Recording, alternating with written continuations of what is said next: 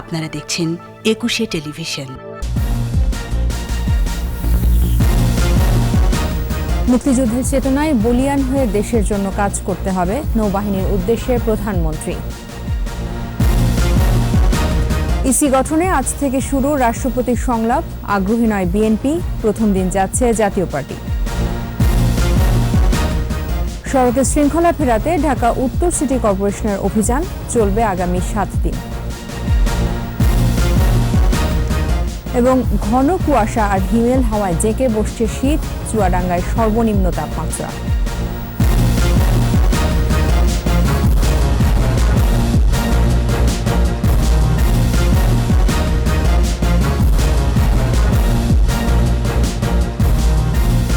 শুনছিলেন first security ইসলামী bank limited সংবাদ শিরোনাম। আমন্ত্রণ জানাচ্ছি দুপুর 2টার 21 সংবাদে। আপনাদের সাথে আছি আমি তাজনু বাজাবি। একুশে টেলিভিশনের সংবাদ একই সাথে সরাসরি দেখতে পাবেন আমাদের ফেসবুক পেজ www.facebook.com/2124 অনলাইনে। মুক্তিযুদ্ধের চেতনায় বলিয়ান হয়ে দেশের প্রয়োজনে সদা প্রস্তুত থাকতে নৌবাহিনীর নতুন সদস্যদের আহ্বান জানিয়েছেন প্রধানমন্ত্রী শেখ হাসিনা। এছাড়া মানব পাচার ও চোরাচালান রোধ সহ সমুদ্রে জেলেদের নিরাপত্তা বিধানে নৌবাহিনীকে জোরালো ভূমিকা রাখার তাগিদও দিয়েছেন সরকার প্রধান। বিস্তারিত আকবর হোসেন সুমনের রিপোর্টে। চট্টগ্রাম নেভাল একাডেমিতে মিডশিপম্যান 2019 আলফা ও ডিইও 2021 ব্রাভো ব্যাচের শীতকালীন রাষ্ট্রপতি কুচকাওয়াজ অনুষ্ঠান। গণভবন থেকে ভার্চুয়ালি যুক্ত হন প্রধানমন্ত্রী শেখ হাসিনা। বাহিনীর সুসজ্জিত প্যারেড স্কোয়াড রাষ্ট্রীয় সম্মান জানায় প্রধানমন্ত্রীকে। প্রধানমন্ত্রী তাঁর বক্তব্যে পেশাদার, দক্ষ ও উন্নত সশস্ত্র বাহিনী গড়ে তুলতে বঙ্গবন্ধুর অবদান তুলে ধরেন। বাংলাদেশের ভূ রাজনৈতিক, অর্থসামাজিক দৃষ্টিকোণ থেকে দেশের জলসীমার সার্বভৌমত্ব রক্ষা এবং সমুদ্র সম্পদের গুরুত্ব অনুধাবন করে তিনি যখন বাঙালি জাতির স্বাধিকার আদায়ের যে আন্দোলন, 6 দফা আন্দোলন ঘোষণা করেছিলেন, সেই 6 দফার ভিতরেও পাকিস্তানি শাসকদের কাছে আমাদের এটাই দাবি ছিল যে নৌবাহিনীর হেডকোয়ার্টার এই পূর্ববঙ্গে অর্থাৎ এই বাংলাদেশেই হবে।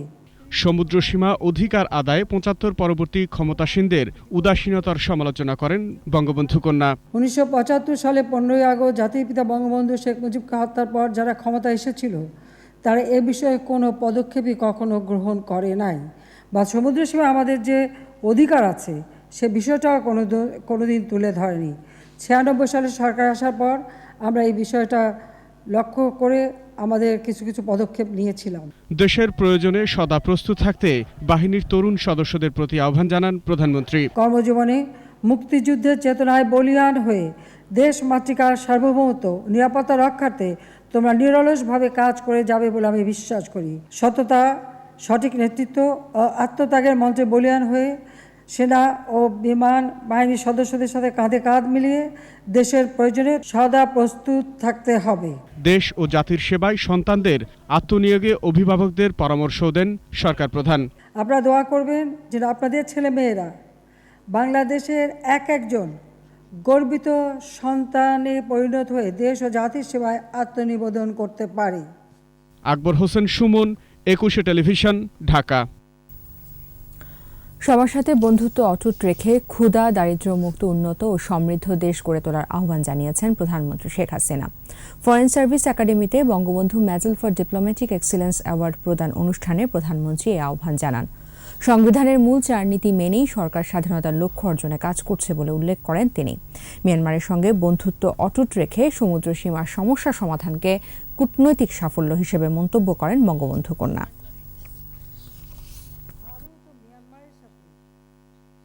বাস্তুচ্যুত মিয়ানমারের নির্যাতিত নিপীড়িত যে মানুষগুলি রোহিঙ্গা, তাদেরকে আমরা আশ্রয় দিয়েছি। আমি আশা করি যে বিশ্বের সকল মানুষেরই মানবাধিকার এবং শান্তি যেন রক্ষা পায়। যত কষ্ট, যত আঘাত, যত বাধাই আসুক, যে স্বপ্ন নিয়ে আমার বাবা এই দেশ স্বাধীন করেছেন তার সেই স্বপ্ন পূরণ করতেই হবে। বাংলাদেশ হবে ক্ষুধা দারিদ্র্যমুক্ত বাংলাদেশ। নতুন নির্বাচন কমিশন গঠন নিয়ে নিবন্ধিত রাজনৈতিক দলগুলোর সাথে রাষ্ট্রপতির সংলাপ শুরু হচ্ছে আজ। প্রথম দিনে আলোচনায় বসছে জাতীয় পার্টি, এরপর বঙ্গভবনে যাবে জাতীয় সমাজতান্ত্রিক দল জাসদ। 2-1 দিনের মধ্যেই অন্যান্য দল পাবে সংলাপের চিঠি। বেশিরভাগ দল ইতিবাচক থাকলেও এখন পর্যন্ত সংলাপে না যাওয়ার পক্ষে বিএনপি। বাকিটা জানাচ্ছেন জসিম জুয়েল।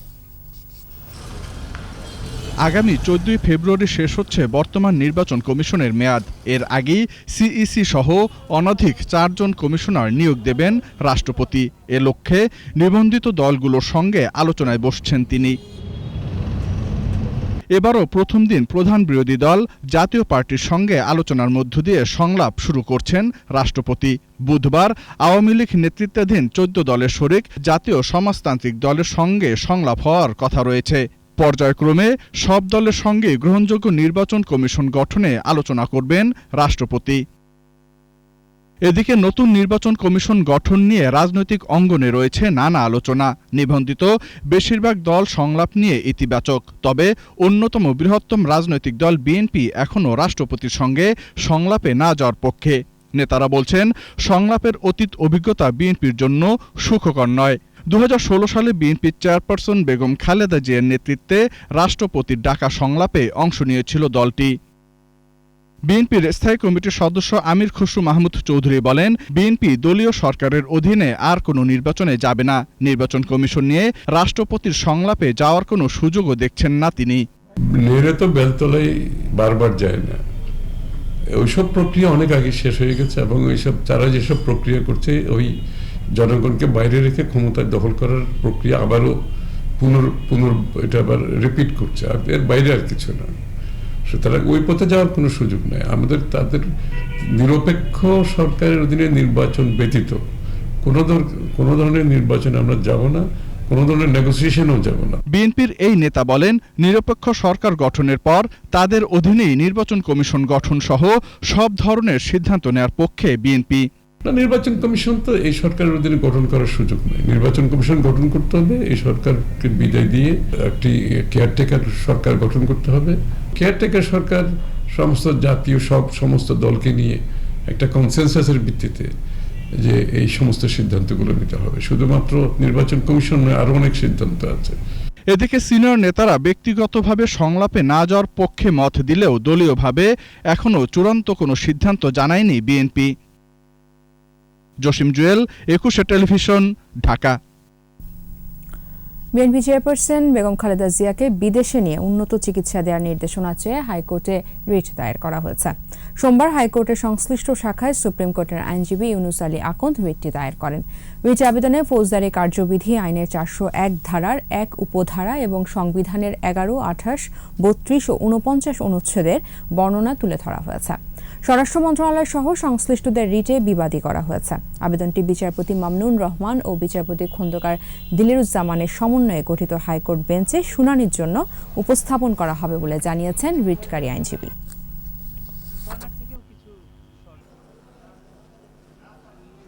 বেগম খালেদা জিয়া সম্পূর্ণ মানবিক কারণে তার বিদেশে চিকিৎসার জন্য, যেহেতু তার চিকিৎসা দেশে নাই, সংবিধানের অনুচ্ছেদ প্রস্তাবনা অনুচ্ছেদ 11, 28 অনুচ্ছেদ অনুযায়ী আমি মানবাধিকার রক্ষায় এই রিটটি করেছি। সড়ক দুর্ঘটনা রোধ, অতিরিক্ত ভাড়া আদায়, ফিটনেস ও রুট পারমিট সহ নানা অনিয়মের বিরুদ্ধে অভিযানে নেমেছে ঢাকা উত্তর সিটি কর্পোরেশন। সঙ্গে আছে বিআরটিও। সকাল থেকে শুরু হওয়া এই যৌথ অভিযানে অতিরিক্ত ভাড়া আদায় ও রুট পারমিট না থাকায় বেশ কয়েকটি পরিবহনের বিরুদ্ধে ব্যবস্থা নেওয়া হয়। এই অভিযান চলবে আগামী 7 দিন। আরও জানাচ্ছেন সাইদুল ইসলাম। রাজধানীর সড়কে নেই শৃঙ্খলা, দুর্ঘটনা যেন নিত্যদিনের ঘটনা। শৃঙ্খলা ফেরাতে মাঠে নেমেছে ঢাকার 2 সিটি কর্পোরেশন।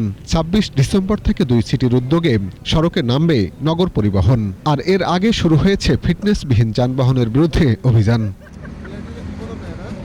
মানিক মিয়া এভিনিউতে প্রমাণ মিলে অতিরিক্ত ভাড়া আদায়ের। নির্ধারিত ভাড়ার চেয়ে 5 থেকে 10 টাকা বেশি নেয় জরিমানা করা হয় কয়েকটি পরিবহনকে। বিভিন্ন গাড়ির রোড পারমিট, গাড়ির লাইসেন্স আছে কিনা, ভাড়া ঠিকঠাক নিচ্ছে কিনা, এই বিভিন্ন মানে গাড়ি যে রিলেটেড যত বিষয় আছে সব বিষয়ে আমরা দেখছি। আমরা কিন্তু পুরো ঢাকা শহরে কভার দেওয়ার চেষ্টা করি, এখন রুট পারমিটবিহীন গাড়ি যদি এই রুট ছাড়া অন্য রুটেও পাই, আমরা কিন্তু ডাম্পিং বলেন বড় ধরনের জরিমানা আমরা নিয়মিতই জরিমানা আরোপ করে থাকি।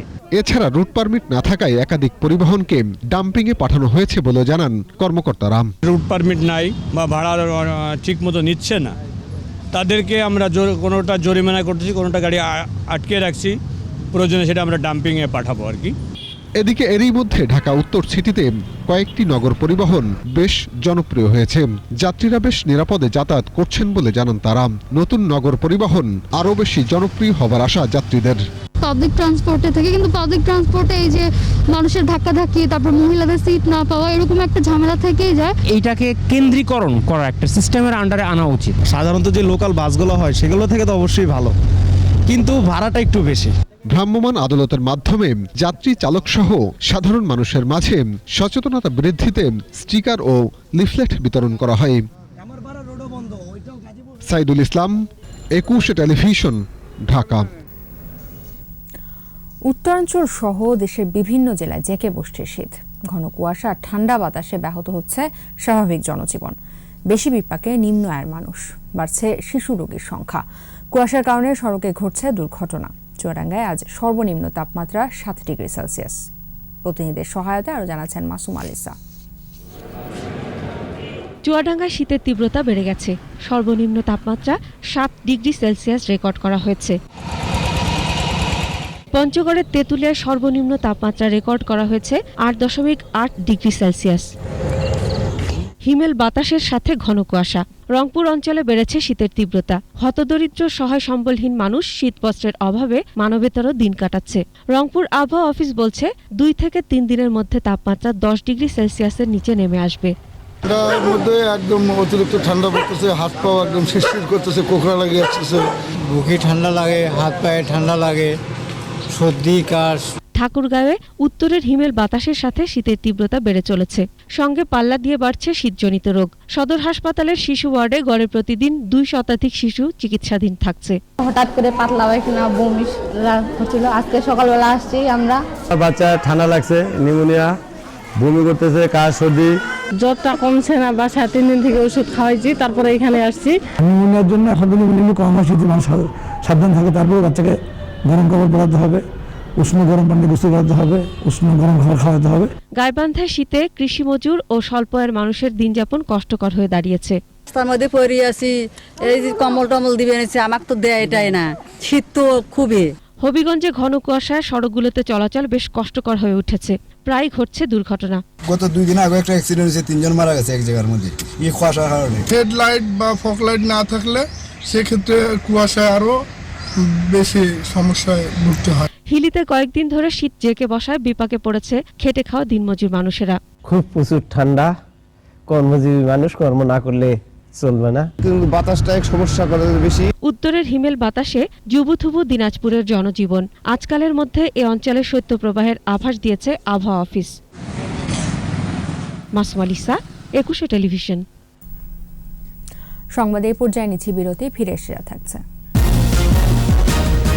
রংপুর মেডিকেলে আগুনে আহত অন্তত অর্ধশত রোগী, শয্যাসহ কয়েকটি কক্ষ ক্ষতিগ্রস্ত। আপনারা দেখছেন দুপুর 2টার 21 সংবাদ। রংপুর মেডিকেল কলেজ হাসপাতালে অগ্নিকাণ্ডের ঘটনায় 15টি শয্যাসহ কয়েকটি কক্ষ ক্ষতিগ্রস্ত হয়েছে। এ সময় আহত হন অন্তত অর্ধশত রোগী। প্রত্যক্ষদর্শী ও পুলিশ জানায় সকাল 10:15টার দিকে হাসপাতালের 3য় তলায় 7 নম্বর ওয়ার্ডে রোগীদের শয্যার পাশে পাপোশে আগুন লেগে মুহূর্তের মধ্যে তা ছড়িয়ে পড়ে। এ সময় পুরো ওয়ার্ডসহ হাসপাতাল ধোঁয়ার কুণ্ডলিতে ভরে যায়। তড়িঘড়ি করে বের হওয়ার সময় পদদলিত হয়ে অর্ধশতাধিক রোগী আহত হন। অনেক রোগী ধোঁয়ায় অসুস্থ হয়ে পড়েন। বেলা 11:30টার দিকে ফায়ার সার্ভিসের 4টি ইউনিট 1 ঘন্টা চেষ্টার পর আগুন নিয়ন্ত্রণে আনে।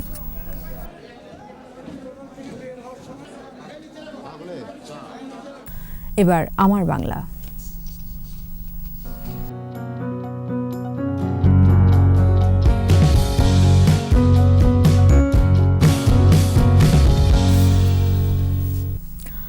আবহমান বাংলার ঐতিহ্যবাহী গ্রামীণ খেলা হাডুডু।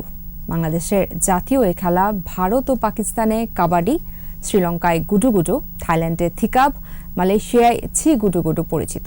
মাগুরা প্রতিনিধি মাসুম বিল্লার সহায়তায় মুশফিকা নাজনের রিপোর্ট।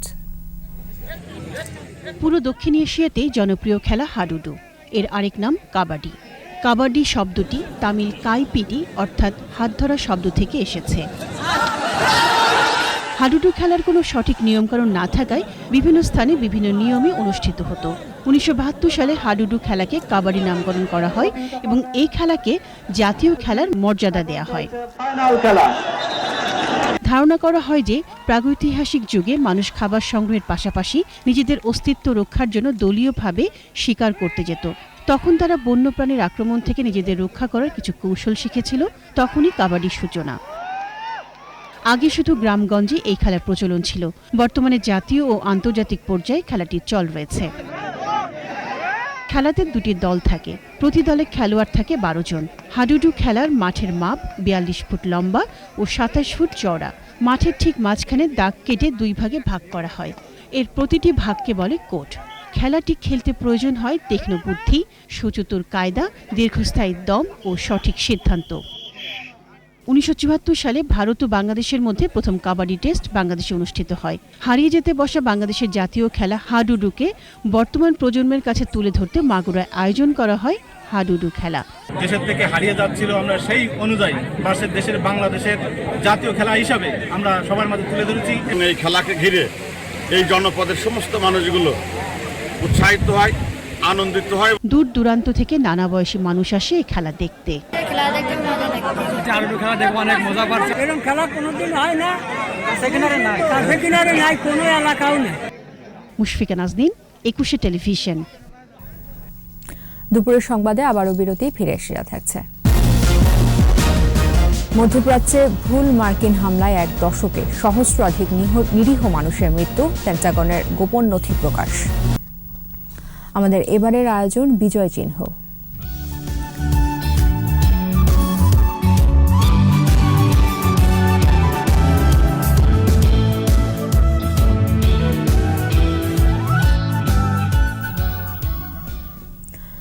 মুজিবনগর সরকারের ভারপ্রাপ্ত রাষ্ট্রপতি ও প্রধানমন্ত্রী 11 ডিসেম্বর প্রথম সমাবেশ করেন প্রথম শত্রুমুক্ত জেলা যশোরের স্বাধীনতা মঞ্চে। এই সমাবেশের মাধ্যমে বিশ্ব জানতে পারে বিজয়ের দ্বারপ্রান্তে বাংলাদেশ। স্বাধীনতা মঞ্চের স্মৃতিচিহ্ন নিয়ে প্রতিনিধি শিকদার খালিদের সহায়তায় মানিক শিকদারের প্রতিবেদন।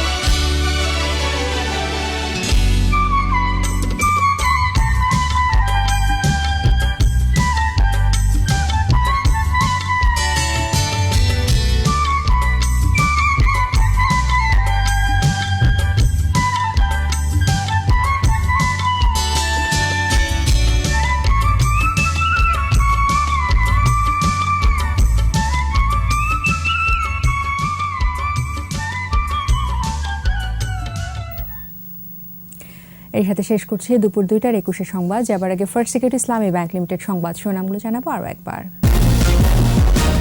মুক্তিযুদ্ধের চেতনায় বলিয়ান হয়ে দেশের জন্য কাজ করতে হবে, নৌবাহিনীর উদ্দেশ্যে প্রধানমন্ত্রী। ইসি গঠনে আজ থেকে শুরু রাষ্ট্রপতির সংলাপ, আগ্রহী নয় বিএনপি, প্রথম দিন যাচ্ছে জাতীয় পার্টি।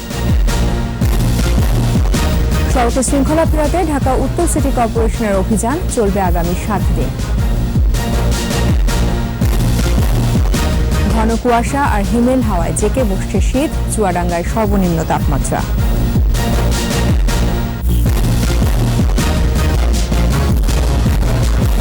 একুশে টেলিভিশনের সর্বশেষ খবর জানতে ডায়াল করুন 202 নম্বরে, ভিজিট করুন ekushe-tv.com এই ওয়েবসাইট। ফেসবুকও লগ ইন করতে পারেন facebook.com/ekushe24 অনলাইন। আমাদের পরবর্তী সংবাদ সন্ধ্যা 6টায় 21 দেশের সংবাদ দেখার আমন্ত্রণ রইল। স্বাস্থ্যবিধি মেনে চলুন, সুস্থ থাকুন। সবাইকে ধন্যবাদ।